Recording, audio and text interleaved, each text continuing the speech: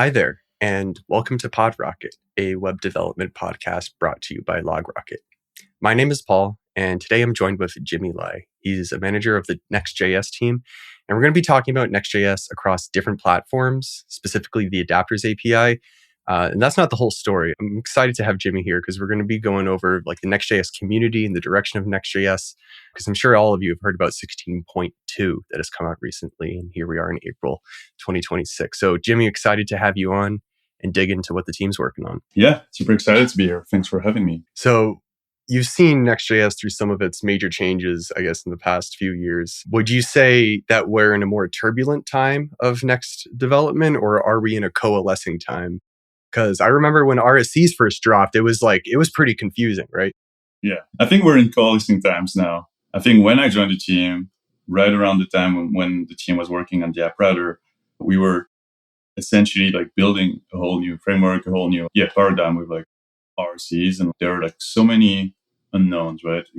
There's not a lot of frameworks that kind of go for a full shift in the way they do things. I remember every single team meetings we'd discuss like a whole new feature, and then we'd have to think about the implications and the entire model. And I think, now after a few years, I think we know better now, where's the North Star that we're heading in. We know explicitly what features we're still missing, what we're still working on. I think in the past 3 years, like it's only been improving. We've iterated a lot on the model, and I think the experience was pretty bad when we came out with it 2-3 years ago, like the initial version of the app router. Today, I'm genuinely proud of the work. I do really enjoy sort of like working with our framework. I'm a little bit biased, but I think we're getting to a very good place. Yeah. I like to hear the positivity, and I'm sure a lot of people listening also play around. We have an audience, Jimmy. Everybody uses everything. This is like a vibrant web developer community. We have a lot of people listening right now that do use the app router. I'm sure, like me, they feel the same way about the coalescing of how much better it's become, and it's really a great tool in the tool belt. So that theme of things getting better, you guys coalescing on some ideas, maybe that's why we got the title that any of you listeners are seeing, the Adapters API, right? This is something about coalescing. It's about making Next palpable and adaptable, not to use the same word, but for everywhere it could go. What is the Adapters API? I've never heard of this notion before this. I just knew that Next worked in a bunch of places. So like, where did it come from, and why do you guys call it the Adapters API? Yeah. So the Adapters API is not something super new. Like we've adapted the term, I think, from other frameworks like Astro, Remix, and mostly a lot of other frameworks. And the origin story there is Next.js has always been sort of like deployable on like many types of platforms and infrastructure, right? But the way Next.js works is that it's kind of designed to take advantage of like where you're running it. If you're running it on like $5 BPS on Hetzner, it's like a single process, and so it's just a regular node server. You send a request to it, it'll just work locally. You get access to all the features. It's a little bit different when you want to, for example, make it work with a CDN or just multiple instances of your server, right? And any web framework has to account for that. So I don't know what the other frameworks were doing in their adapters, but if you're exposing any kind of like caching capacities, I think maybe Astro has like a key value library, but maybe I can be fact checked. That kind of like library, for example, that needs to translate into like something, right? It can be like in memory key value storage, which is fine if you're like just again on one instance. But if you have 5 Next.js servers running, you might want to synchronize the reads and the writes, right? And so as probably the people listening here, like they know Next.js, we like caching, and a lot of our capacities are somewhat tied to it. And so we basically never had like a sort of like very explicit contract about like how you would go on about like tapping into all of the Next.js features in that way. And so that was like the core motivation, like because it was effectively, it made it somewhat difficult to adopt it on your platform as well as you could have. If you were like one of our partners like Cloudflare or Netlify, they were spending a heavy amount of time analyzing our code and trying to understand like exactly how you would want to pipe those sort of features to the platforms. And I think they were pretty unhappy about it. There were a bunch of like complaints, and this led to the creation of OpenNext, which was this slower sort of like library at first that was meant to be a layer on top of like Next that could help you kind of adapt it to your own platform. Is this why I've seen on Fireship I've seen on a couple blog posts here and there and tweets, Next.js is hard to self-host. That's like a common trope that we've seen bubbling around the internet, especially in the past few years. So OpenNext was the first dipping our toe into the pond of trying to coalesce. And Adapters API, you're saying, is like this next generation of being more intentful from the Next.js side, from Vercel side. Yeah. Yeah, exactly. Like the Next.js is hard to self-host was always a little bit of a meme, I'd say, in the sense that that can mean a lot of things. And like we always stood by it, and like Next.js is actually pretty easy to self-host on like normal kinds of like setups. Like their Next.js is one of the most sort of used web frameworks in the world today. There are like many sort of like companies, like at the top of my head, I don't know, like things like Washington Post or The Verge maybe at the time. Maybe it's not so true anymore, but they were running Next.js at a pretty good scale. You can already use Next on your own sort of servers with Nextstart, as long as as long as you don't want to go too deep into the set of like Next.js features that we added over time. But Next.js was certainly difficult, I think, on other serverless like platforms like Netlify, Cloudflare. So when you wanted to kind of recreate like that managed infrastructure experience, I think that's when things would get like kind of hard. But yeah, we saw like community was really vocal about this in the past few years, and we saw like that was like one of the main things I wanted to fix as I started to lead the team. Like the idea was that we still want Next.js to be the most popular framework, and like we want you to have no reasons for you to explore any other frameworks. And so part of that is making it work well everywhere. And so like the reason why I'm very happy we sort of like push through this is that's kind of like our commitment publicly about making Next.js sort of as open as we can make it. And I know every time you might look up a comparison of web frameworks, a lot of it is taste, right? And what you're used to, just the developer developing. But you don't want, hey, it's hard to host as a rumor, like having its hand in the hat here. And so Adapters API is like your direct solution to that. And maybe some people might look at that and go, this is just like for a handful of like big hosting providers to make their job easier or whatever. That doesn't really affect me. What's your perspective on that take permeates into the more common community? I think it's definitely fair in the sense that it's not going to affect you if you have a simple setup. So maybe not the average or like hobbyist. But actually, never mind. Actually, it will affect you because if you're using Next, you might want to go for one of those sort of platforms. And the worst thing that could happen to you is you develop your app locally and you deploy it on like the main platforms that we're working with. It could be, Google, AWS Amplify, etc. And you push it, and then suddenly you have the worst experience ever, and it doesn't really translate to what you were having with like Nextstart locally. This allows us to kind of standardize like how you would want to support like Next.js in a very sort of explicit way. And so I think this actually, this does affect the average user. But I do think the main people that are going to work with this API are definitely like the platform engineers or any sort of DevOps that needs to make it work well with their own sort of like custom infrastructure. For example, they're not in our ecosystem working group, but I don't think it's a secret that like, for example, Meta AI, the new website through which they launch their new models, which I think is like their competitor to ChatGPT, Claude, etc. That runs on Next.js, but that runs on Next.js on the Meta infrastructure. I think those people definitely benefit from the adapters. Yeah. Got it. Okay. Now, the Adapters API, evidently platform level, where Next can run, making sure it runs well. Would you say it's something that, like, if you're just using it, you should be familiar with? Like, I know you had that blog post about it, and there were some hooks mentioned. Oh, yeah, it does like config modifications. It's like after the build completes, it can do some stuff. Is this something that like anybody listening to should go read up on? And regardless, if you could give us a quick summary of each one of those steps that you pointed out. Yeah. I'd say I wouldn't like over rotate on the API as a user. Like those are like pretty nitty gritty details about like how Next.js sort of builds and like it goes. And I do think if you're interested in how a framework actually works and how it plugs in, I think you should read it, right? This kind of allows you to really reason about how Next.js kind of works under the hood. And I guess as a framework author, I shouldn't be telling you this, but like, because like the idea is that you can use a framework and you don't need to think about these kinds of things at all.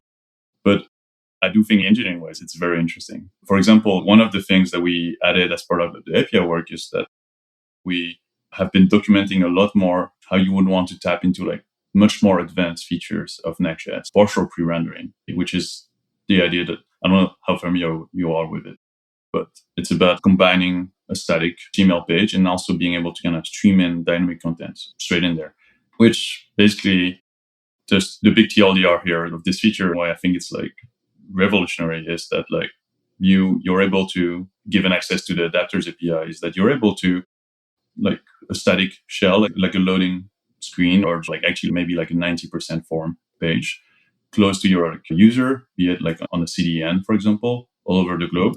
And then you're also able to make it so that like when the user hits this particular page that you want to serve, they get the response instantaneously, 30 milliseconds, depending on like how far you are. But then we're still able to kind of seamlessly like stream in the dynamic content. Maybe you're logged in, maybe you just want like the content of your page. And this kind of allows you to get like the best of both worlds. And that's not really doable if you don't have access to the adapters API, if you don't really understand how you should be, how your infrastructure should be plugging those static and dynamic pieces together. Yeah. Yeah.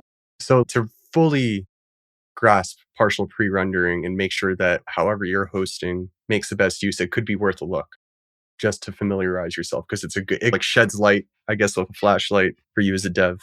Okay.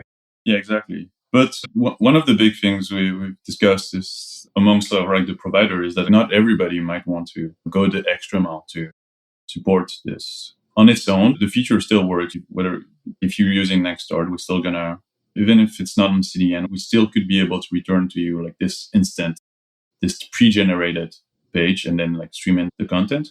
But the CDN part is like mostly a performance optimization set. And that's why it's like very separate. And that's why it's in the adapters API itself. It's just like, we just give you the choice to leverage this or not. In the same way that I was talking about the caching capacities earlier, you might want to share your cache across instances. You might actually not want to. It's not really our choice. We don't want to force you to plug in like Redis or something, but you should be able to tap into it if you want to. Now, I run a couple websites on my favorite cloud provider. This is not sponsored. I just love Fly.io because it's simple. I can put like multiple machines, Docker images, blue, greens, whatever. And I don't have to think about all the AWS crap. Now, like for me, would I want to leverage the adapters API or look at it, maybe I can do caching in a more nuanced way that I'm just missing right now. And I don't even know it. Is that a reality? Probably. Yeah, exactly. You might have, for example, 5 instances, and maybe they're serving your website fine, right? If you're just doing something simple, just reading from the same database or something. But as soon as you start getting into those complex use cases where you might leverage static generation more and the incremental like static regeneration methods of Next on one instance, and you invalidate that page, you're saying, oh, I'm going to refresh this page every 5 hours and still serve the second. But I might also choose to update it if someone updates my CMS and says, hey, let's publish this article right now. You might need to synchronize this thing across your 5 Next.js instances. And so this is where like having the adapters API is very useful. Who can contribute to the adapters API? Anyone, really. The nice part of this work is that it's not done. The adapters API is meant to evolve as we add more and more features to Next. And it's also meant to basically address like the continuous feedback that we get from like our ecosystem working group that we've created as part of this, which includes like Cloudflare, Google, Netlify. Every time they have requests, we want to take a look at it and we want to see, can we make sort of like their lives easier so that they can support Next better. So for example, one of the things that I talked about was how the adapters API is used to, adapt to how you want to deploy on your infrastructure. Another angle we're exploring right now is how you might want to use the adapters API to customize how you use Next.js in development. So one example of that is, let's say everyone mostly use Next.js on Node today, right? And so that's kind of like our standard environment. But let's say you're developing with like Bun, which may have some custom APIs. Well, we kind of want to allow you to kind of seamlessly integrate there. Maybe you want to develop like Next.js on Dino or WorkerG, which is like the Cloudflare platform, which has like extremely different semantics from Node. we want you to also be able to customize this. Maybe you want to access like, I think WorkerD, for example, allows you to, like, has a bunch of like bindings that allows you to tap into like more of the Cloudflare features. The idea is that we kind of want you to be able to have this experience as you develop locally. Yeah.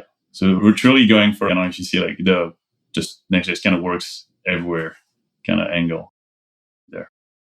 Do you see the adapters API process in any way playing a role in like security and after the fact, like things it would look for at that abstraction level of after the build or before you actually kick it off and going, hey, like, that's no good. No, Maybe like on bun, not bundling in source maps. yeah.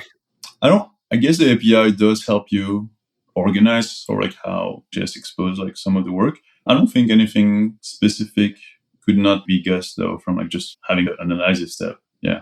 It's funny you bring up the source map thing. Yeah, had Yeah. to. I It's guess our I know. beauty. Yeah. I guess I know what you're talking about. Yeah. And also like our goal as a framework is also that for the most part, like you don't need to think about security issues and out of the box, we come out with the best presets, the best recommendations for you there. So if there was anything bad, we usually make the case to like just error, for example, if you're doing unsafe. Yeah. Yeah. One thing on your Twitter, Jimmy, is you mentioned the adapters API is cool, but the thing that stokes you the most is like the wherewithal of the community to do this. You're like, oh my gosh, it was possible and we're actually doing it. Can you comment a little bit on like why that is a notable thing in your head? Was this just impossible before? Was there enough weight put on it? What do you feel with this coalescing of the community around the adapters API? I think what's super exciting to me is the idea that like we can all cooperate together. I think before I think we're slightly antagonistic toward each other. Like you might have seen like drama on Twitter here and there between sort of like Vercel and like other companies or Netlify publishing articles about why they have issues like supporting Next.js. And if you work on a product, right, it's just not great. Like we want to focus on like just making it better. And the adapters working group has allowed us to kind of build like strong connections with each other. We were just not talking to each other, even though we were all working on Next.js, right? They're maintainers of Next in the same way that like we are, like maybe like an extended family kind of way. And now we have this, bi-weekly meetings when they have like issues, when we've broken some of their setup, they can flag it to us and we can fix it forward. We're any new features that we're planning on like shipping, we share it with them ahead of time so that they get like reasonable heads up so that they can support it the best. And so what I'm excited then is for you as a user, regardless of who you're going to choose to like host Next.js with, is that you're going to have a nice experience or a nicer one at least. And so I think that's the really exciting part.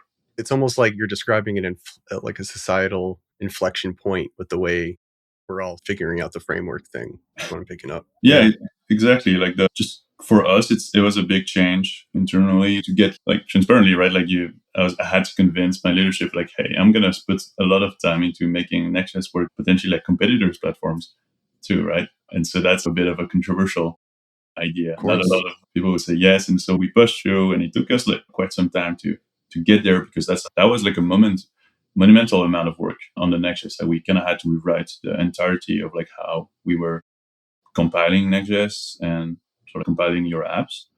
It was worth it, I think, in the end, basically. Yeah. Do you think that the adapters API versus like OpenNext or versus nothing is going to be the thing that really brings Next.js into this realm of if it works this good in Vercel, it should work this good for you? Yeah.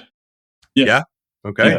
Like, Let's go. yeah, that's the idea, right? Like we're working, part of the ecosystem working group is that OpenNext, the maintainers of OpenNext are working with us on this. They helped us design it and we're basically working with them so that even OpenNext can itself uses the adapters API. And yeah, that just, it has to be 100% better. Otherwise there was like no point in it. And I want that to happen.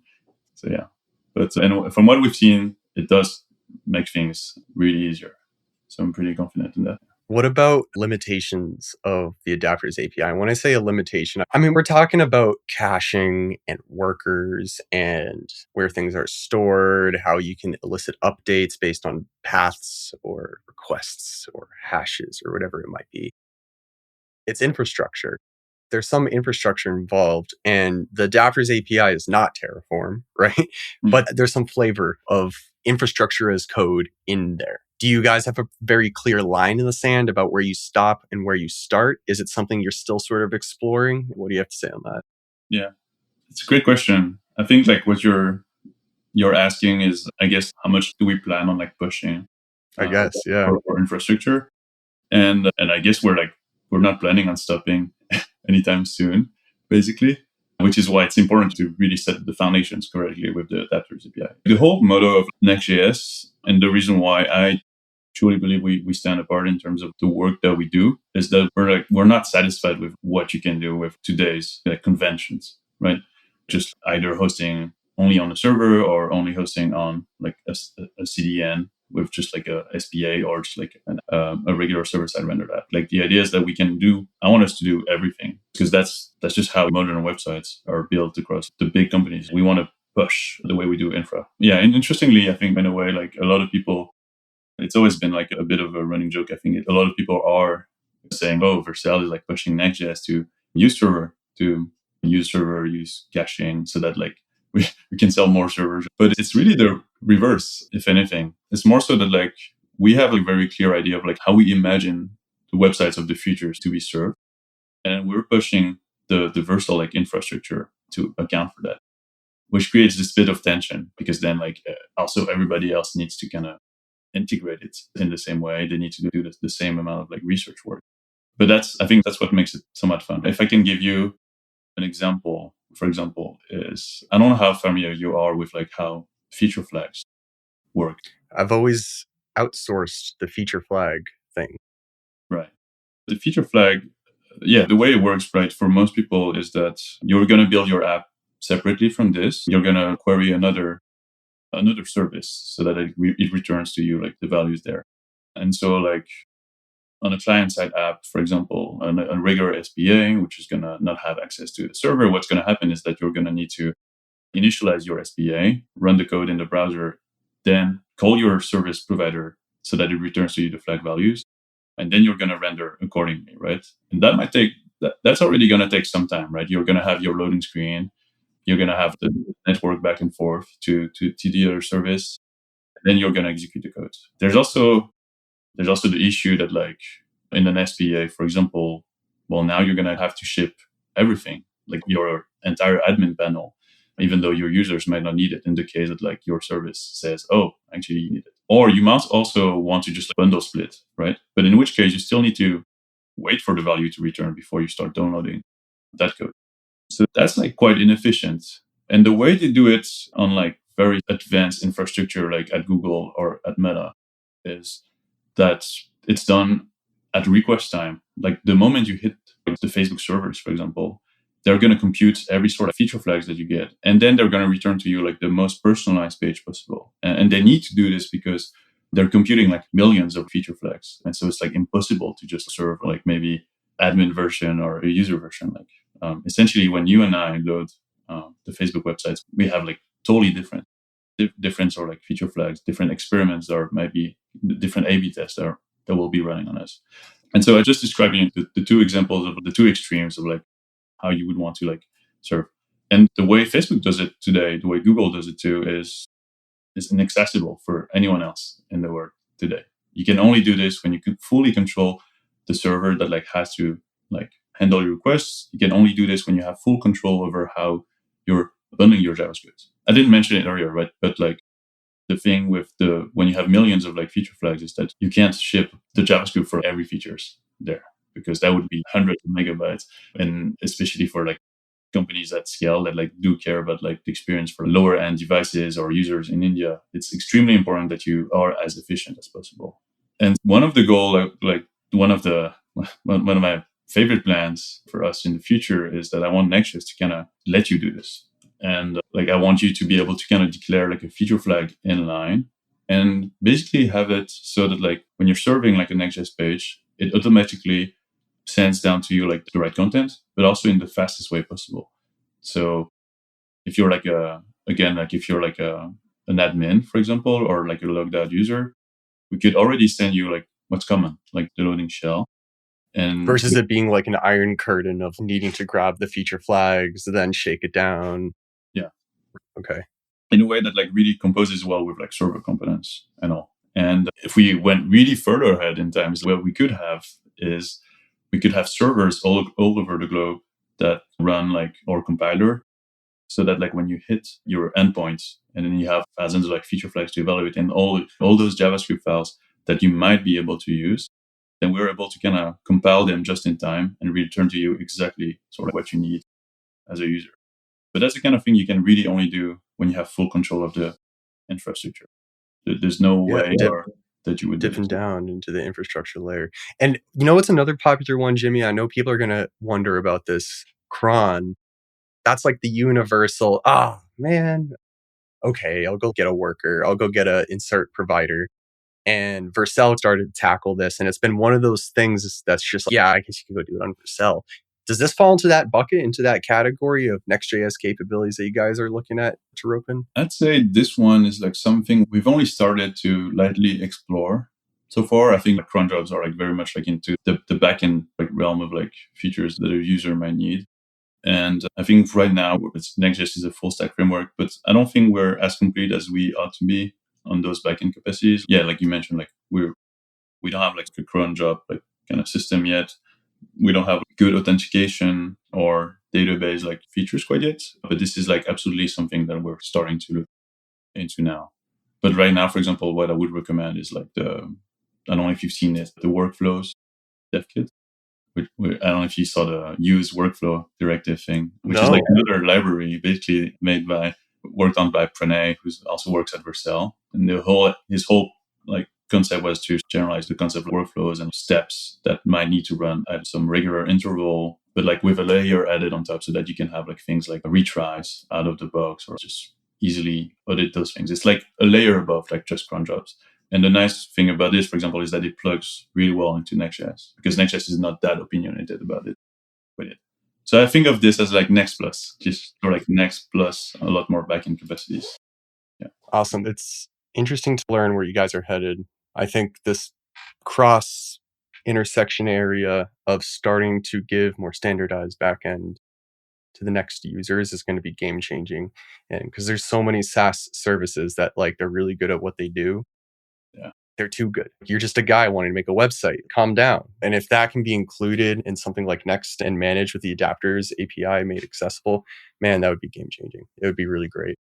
So thank you to you and your team for pushing, evangelizing this, getting the buy-in. So what are your plans for like the next 2 quarters? There's a lot of them. I think, honestly, we have plans over for probably the next 2 years.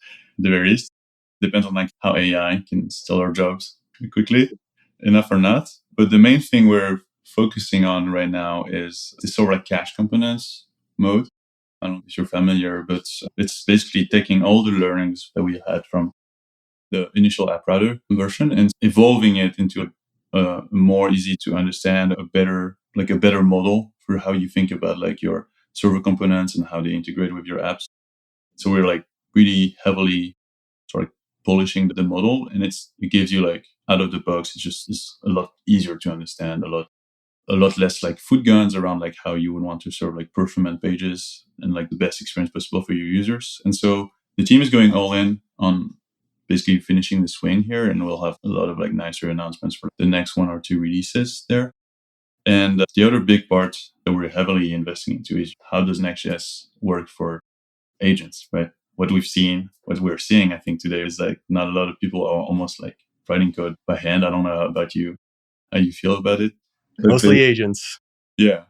And so our goal there is make the framework better by itself, like just by providing more of the raw capacities that we're talking about so that you can use it to build anything you want, is that we also are investing into making like the agentic DX basically as seamless as possible. Agentic DX. That's the first time we've heard that here. So that's in my head now. Agentic DX. Oof. There's a lot more there that can do. I think obviously if your framework is good for humans, like for ourselves, it's best. But like there, because of the way like the agents work, there are a lot more capacities that we can unlock.